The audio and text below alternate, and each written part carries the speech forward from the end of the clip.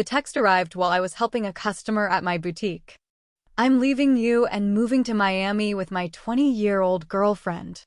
I've already emptied our joint account. Haha. My hands didn't shake as I read it. My voice didn't waver as I handed Mrs. Peterson the cashmere scarf she'd chosen. The only sign that my husband of 12 years had just detonated our marriage via text was the faint tightening of my jaw. I waited until Mrs. Peterson left, her purchase wrapped in our signature silver paper, before typing my reply, "Good luck. My name is Claire." At 38, I'd just received the most callous goodbye in history. But while Mark was likely gloating over his grand exit, imagining me sobbing over his betrayal, I calmly locked up the boutique for the day. The signs had been there for months, late nights at work that never matched his pay stubs. Sudden password changes on his phone. His newfound obsession with the gym, his wardrobe overhaul, his desperate clawing at youth. 3 months ago, I'd found a receipt for a romantic dinner at Lou Maison, on a night he'd claimed to be working late. That same evening, I'd opened a private account at a different bank. A week later, when Mark suggested combining our finances to simplify things, I'd agreed cheerfully, while quietly transferring my savings to the new account. The joint account he'd just emptied? It held exactly enough to keep him unsuspecting, 2 months of routine deposits. The rest, along with meticulous records of every shady transaction he'd made this past year, was safe. My phone buzzed again. "Don't bother begging. Melissa and I leave tomorrow. I'll send for my things later." Melissa, the new 22-year-old receptionist at his office. I'd met her at the company Christmas party, watched her giggle too loudly at his jokes, noticed her lingering touches when she thought no one was looking. Young enough to be his daughter. Naive enough to think she was special. I didn't reply. Instead, I called my lawyer, the one I'd retained 2 months ago after discovering hotel charges on our credit card. "It's time," I said. "He made his move?" she asked. "The papers are ready? I'll file them first thing tomorrow." "Should I have him served in Miami?" "No rush. Let him think he's won first." Another text chimed. "I know this must be hard. You're not getting younger. At least you have your little shop to keep you busy." My little shop.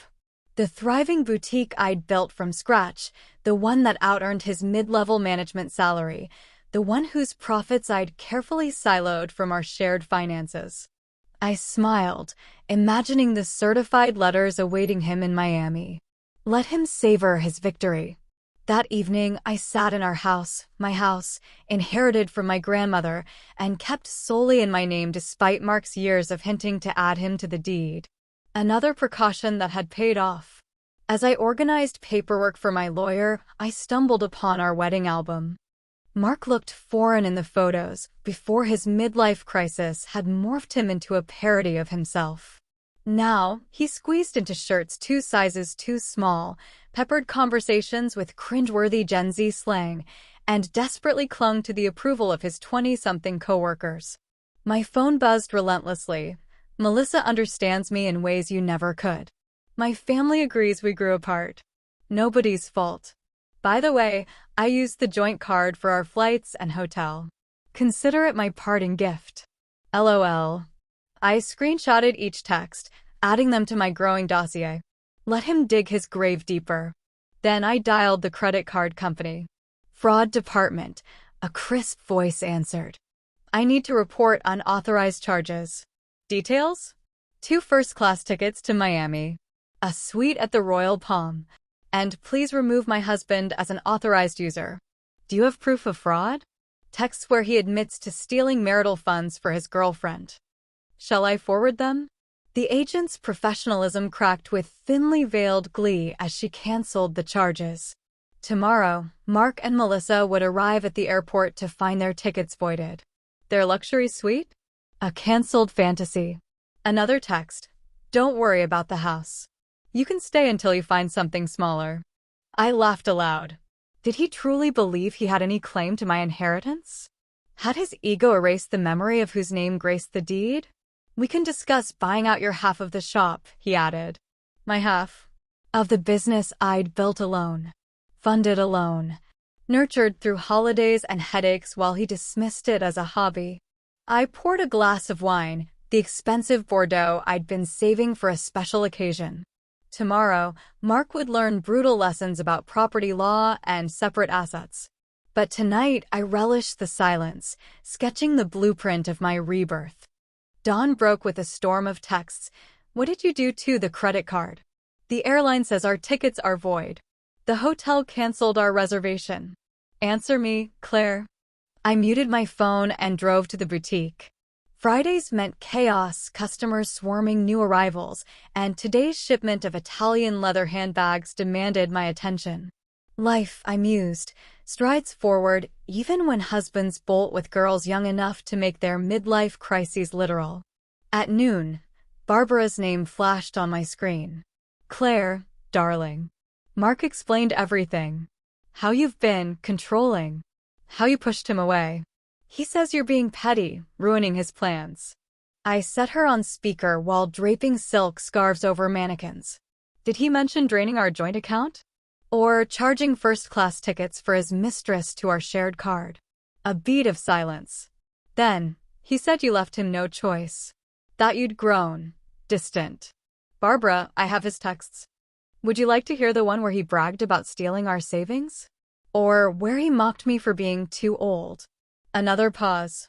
He did sound unkind. I told him that text was cruel. I've always respected you, Barbara. But my lawyer insists on minimal contact with Mark's family during proceedings. Goodbye. By late afternoon, whispers from mutual friends painted a vivid picture. Mark's sister Amanda had leaked that the Miami escape had crumbled. Stranded at a peeling motel near the airport, Mark and Melissa's fantasy wilted. His personal credit cards, maxed out for months, another red flag I'd cataloged, left them scrambling. My lawyer called as I restocked perfume testers. Emergency hearing Monday. His confession about the joint account and credit card fraud gives us grounds to freeze his remaining assets. Has he been served? Papers will arrive at his motel tonight. Oh, and his girlfriend's Instagram? She's live-posted their adventure, including delightful comments about your jealousy. I smirked, recalling my own arsenal, a year's worth of hotel receipts, duplicated credit card statements, texts timestamping his premeditated betrayal. Mark had been too busy rehearsing his grand exit to notice I'd been auditing his every misstep. Another text blared. Think you're clever? I photocopied the boutique's books. Half that business is mine. I forwarded it to my lawyer, adding to his growing file of self-sabotage. Let him waste energy on delusions. The boutique's ironclad incorporation papers, signed pre-marriage, finances meticulously segregated, would gut him in court. Monday's hearing unfolded like a chess match I'd rehearsed for months. Mark arrived dressed as a parody of youth, designer jeans straining against his waist, a blazer shouting crisis, not cool. Melissa loitered outside, her TikTok filter beauty crumbling under courtroom fluorescence.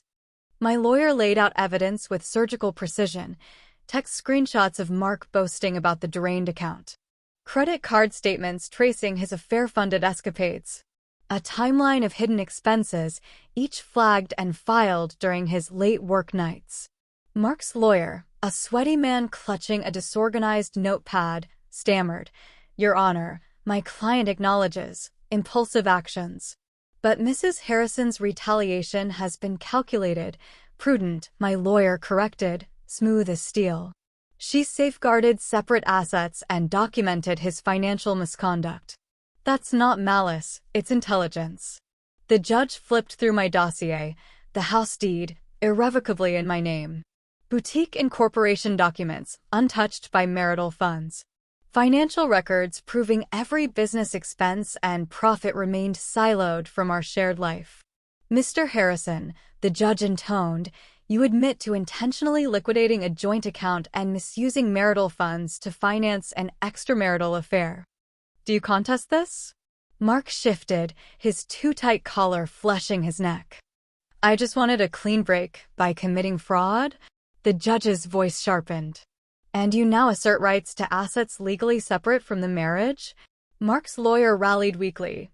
The business appreciated during their union. My client deserves, established pre-marriage, my lawyer cut in. Mrs. Harrison maintained strict financial division throughout. We've provided 7 years of bookkeeping proving zero commingling of funds. I watched Mark's face blanch. He'd mocked my OCD accounting, never grasping that my ledgers would become his guillotine. This court finds clear evidence of financial malfeasance, the judge declared. All marital assets are frozen pending final settlement. Mr. Harrison will return the withdrawn joint funds within 24 hours. But that money's gone. Mark sputtered.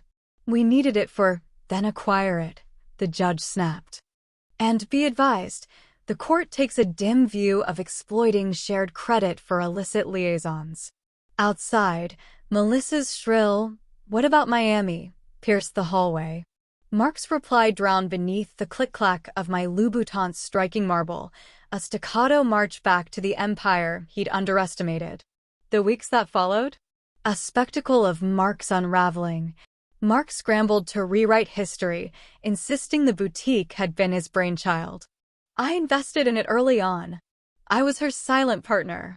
Claims swiftly dismantled by my immaculate ledgers, every receipt, invoice, and deposit time-stamped. He's unraveling, my lawyer noted dryly. His girlfriend's Instagram shows they've downgraded to her studio apartment. Turns out a receptionist's salary can't fund his midlife fantasy. Even his family pivoted. Amanda, his sister, called sheepishly. We didn't know. He said you were cold, that he needed to escape. But those texts bragging about stealing your money? That's not the brother we knew. His mother left tearful voicemails, the way he mocked your age. I raised him better. I thought I did. I let their apologies linger in my inbox. Their belated guilt meant little now, like mourners arriving after the funeral. Meanwhile, the boutique flourished, buoyed by whispered local gossip. Women arrived with purposeful strides, leaving with armfuls of silk dresses and leather totes. My ex pulled the same stunt. One customer confessed, sliding a gold card across the counter. Thought he'd bulldoze me in court. Men like that never expect us to outthink them. Mark's texts oscillated between fury and groveling. You ruined me. I never wanted this. Can't we negotiate? The business owes me. You'll regret this, Claire. I forwarded each message to my lawyer. Let him drown in his own rhetoric. Gossip trickled in. Melissa, once smitten, now posted cryptic quotes about toxic relationships and learning self-worth. Her Instagram bio no longer flaunted Miami-bound, just a tired, single, and healing. She's dating a coworker now, my lawyer mentioned casually. Someone her age. Predictable. For a fleeting moment, I almost pitied Mark. Almost. Then I remembered his haha after emptying our account, his sneer about my age, his certainty I'd crumble without him. Pity dissolved into something fiercer. Pride. Pride in my foresight. My restraint. My refusal to let his arrogance eclipse my worth. The final hearing. Mark arrived at court drained, his designer wardrobe swapped for ill-fitting khakis, likely pawned to repay the joint account. Melissa's absence spoke volumes. His lawyer, rumpled and defeated, grasped at straws. Your Honor, despite separate assets, my client contributed moral support to Mrs. Harrison's business. My lawyer slid a folder across the bench. Moral support? She read aloud, her little shop's just a hobby. Text, March 14th. Why bother working weekends? I make enough. Email, August 22nd. That boutique's her midlife crisis. Facebook comment, 12:15. The judge's glare silenced the room. The ruling, I retained full ownership of the house, boutique, and separate assets. Mark received his personal effects and his car, valued less than its loan. His debt to the joint account? Still pending. You've destroyed me. Mark hissed outside the courtroom. I'm 45 and moving in with my parents. No, I corrected, adjusting my blazer. You sabotaged yourself. I just ensured you couldn't drag me down, too. His mother waited curbside, keys jingling in her trembling hand. The man who'd mocked my age would now sleep in his teenage bedroom, beneath posters of bands he'd outgrown decades ago. You planned this, he spat. From the start. I prepared, I said. There's a difference. Epilogue: the boutique's neon sign glowed brighter that night. Regulars toasted with champagne flutes I'd set out. Between clinks and laughter, one woman raised her glass, to Claire, proof that the best revenge isn't loud. It's legal. I smiled, savoring the warmth of hard-won peace. Mark's texts still came occasionally, pleas for money, threats of appeals, late night, I miss you, S. I deleted them unread. Melissa? She quit her receptionist job last month. Rumor says she's studying finance now. Smart girl. As for me, I'm expanding the boutique. The empty space next door? Soon to become a champagne lounge for women redecorating their lives. Stay tuned. Sometimes the sweetest victories are just the beginning. Subscribe for updates on Claire's next chapter. His mother wedged herself between us, her voice trembling with shame. Enough, Mark. You've humiliated yourself enough. As they retreated to her dented sedan, her hiss lecture carried through the parking lot. A 20-year-old? Emptying accounts? Those vol texts? What possessed you? I watched them vanish, feeling only quiet triumph. Mark had imagined himself the author of our ending with that cruel, haha, text. Instead, he'd merely ignited the fuse of my meticulously crafted revenge. My phone buzzed, not with his rage, but with boutique order alerts. Life surged forward, just not in the direction he'd scripted. 6 months later, the boutique's second location gleamed under downtown lights, its mirrored walls reflecting my unspoken "I told you so." While Mark couch-surfed between his parents' home and dubious business ventures, my little shop now employed 7 and shipped nationwide. Gossip still trickled in. Dating apps. Women his age swiped left on photos of a balding man posing in his childhood bedroom. Office fallout. HR had demoted him after investigating his mentorship of Melissa. The promotion? Awarded to a manager who didn't flirt with interns. Melissa's revenge. She'd leaked his cringeworthy, "I'll change," texts to her entire sorority. Amanda's surprise visit said it all. She lingered by the cash wrap, guilt twisting her features. We believed his victim act. But seeing how he handled the divorce. God, Claire. We're ashamed. My lawyer's updates grew laughably routine. Petition number 3 claimed the divorce was unfair. Denied. Petition number 4 argued his haha text made theft a joke. The judge's response: is theft funnier in Comic Sans? Media requests poured in, not for scandal, but strategy. How did you protect your assets? Reporters asked. Advice for entrepreneurs? To a wide-eyed Melissa clone at a women's summit, I said, separate finances. Document everything. And never ignore gut feelings. Mark's downward spiral, his mother's calls became monthly rituals. He joined a crypto pyramid scheme. Lost your alimony payment in online poker. Blames you for his bad luck. We offered help, she wept once. If he'd just apologize. Take accountability. I let her words fade into the boutique's hum, clattering hangers, credit card chimes, the snip of scissors freeing clothes from tags. The final irony. Mark's face flashed on my screen one evening, a local news segment on get-rich-quick scams. There he stood, unshaven, hawking revolutionary diet pills outside a gas station. I screenshot it, adding it to my karma folder. The boutique's neon sign flickers outside, its glow painting the sidewalk pink. Regulars clinked champagne flutes in the new lounge, women divorcing deadbeats, rebuilding credit scores, rediscovering selves they'd buried under Mrs.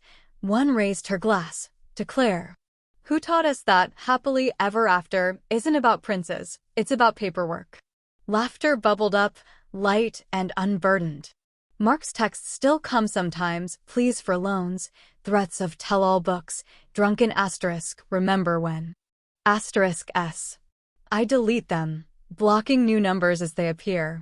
Melissa? Earned her MBA last spring. She LinkedIn requested me last week. I hit accept.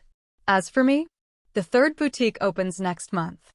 I'm toying with a memoir, Divorce, the ultimate business plan. He still blamed everyone else, Melissa, his company, the judge, even the rigged system. I listened politely to his mother's updates but kept my distance. Their family drama no longer pierced the bubble of my new life, now brimming with blueprints for a third boutique and a luxury accessories line. The only relic of Mark's existence hung framed in my office. Have fun with your little shop. At least it'll keep you busy in your old age. Beneath it gleamed my latest award, Entrepreneur of the Year. Proof that the sweetest revenge is success forged on your own terms. 1 year later, the ribbon cutting for my third boutique drew local cameras, but the narrative had shifted. Reporters asked about expansion strategies, not failed marriages. Mark's betrayal had dwindled to a footnote in my origin story. Midway through the event, Melissa appeared, smaller than I remembered, or perhaps I'd simply grown taller. She clutched her purse like armor. I owe you an apology, she said, avoiding eye contact. I believed him when he said you were cold. Controlling. Then he tried the same gaslighting on me when money got tight. I adjusted a display of gold-rimmed sunglasses. Those weren't his dreams, Melissa. They escaped. I know that now, she whispered. He tried moving into my studio after you froze the accounts. Complained about my closet size. Suggested I take a loan for a bigger place. I snorted. Let me guess, big plans, no funding? Exactly. Once crypto moons. Once HR sees my value. She rolled her eyes. I'm with someone my age now. We've got debt and a shoebox apartment, but it's real. As she left, my assistant raised an eyebrow. Was that the girlfriend? No, I said, watching a young couple admire a crocodile leather tote. Just another woman who learned the same lesson. Now, about expanding the accessories line. The boutique had morphed into more than a business. It was a lighthouse for women navigating post-divorce storms. Aspiring entrepreneurs sought advice. I preached asset protection like gospel. Mark's mother called one final time, her voice frayed. You taught us about enabling. Making excuses for cruelty. Mark still stuck. Still blaming the world. I let silence speak for me. Outside my window, the boutique's neon sign hummed, a beacon in the dusk. His latest venture? A viral video of him hawking revolutionary beard oil at a flea market. I saved it to my karma folder between his cringeworthy texts and court transcripts. My memoir draft sits on my desk, chapter 12, when Happily Ever After becomes Talk to My Lawyer. Melissa's LinkedIn profile now lists financial advisor. She endorsed me last week. As for Mark? He DM'd yesterday from a new account. You win. Happy now. I deleted it unread, then approved designs for boutique number 4. Some victories aren't celebrated, they're worn quietly, like armor beneath a tailored blazer. We're not defending him anymore, Mark's mother had said, her voice trembling with resolve. That's your legacy to our family, showing us the difference between supporting someone and enabling them. I let those words linger as I reviewed blueprints for my 4th boutique, its sleek designs sprawling across my desk. Mark had aimed to shrink me, to discard me for a younger model and seize half my life's work. Instead, his cruelty had become the anvil on which I'd forged something unbreakable. My phone buzzed. A text from my lawyer. Mark filed another petition to revisit the settlement. Judge dismissed it immediately and ordered him to pay court costs. Thought you'd enjoy the irony. I pictured him in his childhood bedroom, walls plastered with faded sports trophies, still drafting delusional legal arguments. Some men never learn. 2 years later, the invitation arrived embossed in gold. Keynote speaker, Women in Business Summit. The topic? Not survival. Not revenge. Building empires in a world that undervalues you. During the Q&A, a woman in her 30s raised her hand, voice tinged with doubt. My husband says I'm paranoid for keeping business finances separate. That marriage means sharing everything. The audience leaned forward. My ex-husband said the same, I replied, the microphone catching my dry laugh. Right until he tried claiming half my boutique in court. Protection isn't paranoia, it's power. Never let anyone monetize your dreams. The applause thundered. 5 locations. 30 employees. The little shop Mark had mocked now dominated downtown storefronts. National magazines featured its Art Deco interiors and curated collections. Vogue called it a sanctuary for women rewriting their narratives. Melissa, the Melissa, became a regular at the flagship store. No longer the giggling receptionist, she strode in with confidence, her social media consultancy logo stitched on her tote. You inspired me, she admitted one afternoon, testing a bold red lipstick at the beauty counter. Not just to leave Mark, but to build something that matters. He always talked about big breaks. You taught me success is 1,000 small victories. I handed her a tissue to blot the excess color. And documenting every one. We shared a laugh, the kind that comes from surviving the same storm. Mark's unraveling gossip arrived like clockwork. Job, demoted to data entry after his company restructured. Home, a studio above a mechanic's garage, reeking of motor oil. Dating profile, young at heart visionary. His photo, a decade-old snapshot, hairline intact, smirk forever frozen in 2015. His mother visited the boutique once, clutching a pea coat she didn't need. Saw Mark yesterday, she confessed, fingering the silk lining. He's stuck. Still ranting about glory days that never existed. I folded the coat into tissue paper. Some people confuse nostalgia with potential. She nodded, tears smudging her mascara. You built this. Her gesture encompassed the store, the women browsing, the life pulsing beyond Mark's petty destruction. He'll never understand what he lost. 5-year anniversary. The flagship store glittered for its celebration.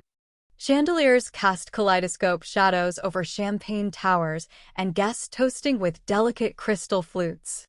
I stood before the crowd, employees, loyal customers, women who'd followed my story from scandal to triumph. 5 years ago, I began. This was a little shop. Today, it's proof that betrayal can be the best blueprint. That preparation is armor. And that, a murmur rippled as the newest employee, a sharp-eyed 25-year-old named Melissa, wheeled out a towering cake shaped like our iconic silver shopping bags. The best revenge is living well. Later, as the staff cleaned confetti, I caught my reflection in the store's gilded mirror. The woman staring back had laugh lines now, silver threads in her dark hair, a posture that dared the world to underestimate her again. Mark's framed text hung nearby, its haha frozen under glass. Below it, my handwritten note. Thank you for the motivation. The 5th boutique opened last month, a converted bank building, its vault repurposed as a VIP lounge. Customers sip champagne where safety deposit boxes once hoarded secrets. Melissa's consultancy firm designed our viral ad campaign. Mark's mother bought a handbag here last week. As for Mark, he DM'd me last night from a fake account. You ruined my life. I blocked him, then approved a new line of empowerment-themed jewelry. The first piece? A pendant shaped like a padlock. Some stories don't end, they evolve. And mine? It's just getting started.